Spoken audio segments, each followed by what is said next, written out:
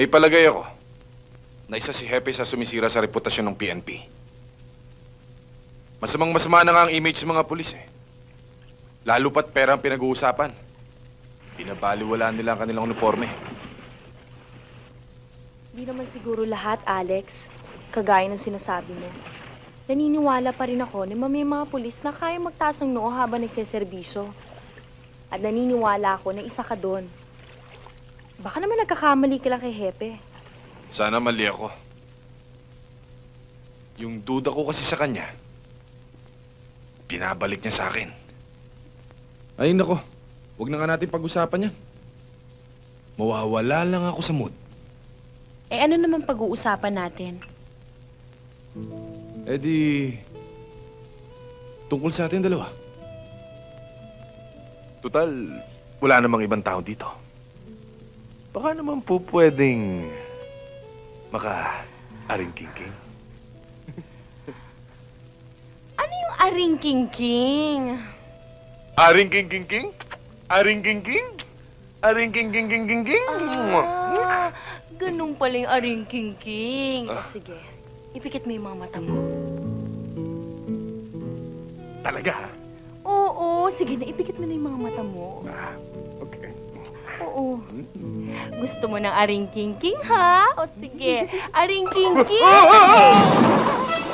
Aring-king-king, ha? Mag-aring-king-king ka mag-isa mo. Ayan, buti nga sa'yo, ha? Ha? Ano? Hindi ka marunong lumangoy, ha? Ha? Paano ba ito? Tulong! Ay, sandali! Ay! Diyos ko!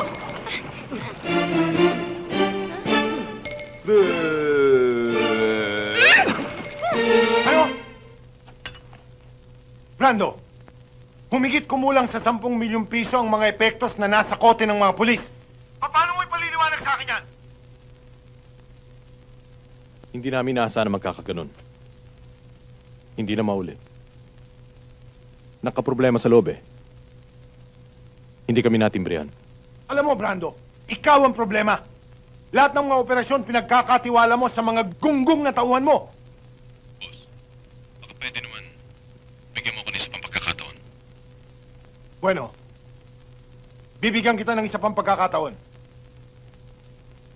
Pero sa susunod na lakad ninyo, ayoko nang maulit ang nangyari, ha?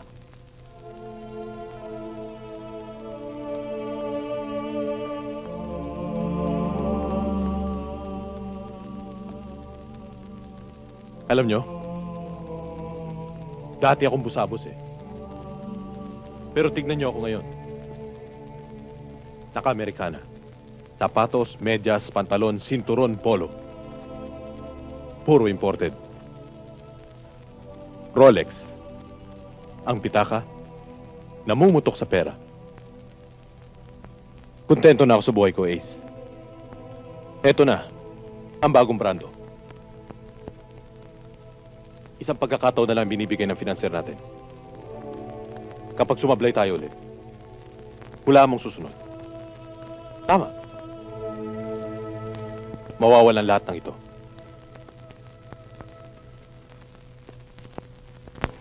Ayoko nang bumalik sa pagiging hampas lupa, Ace.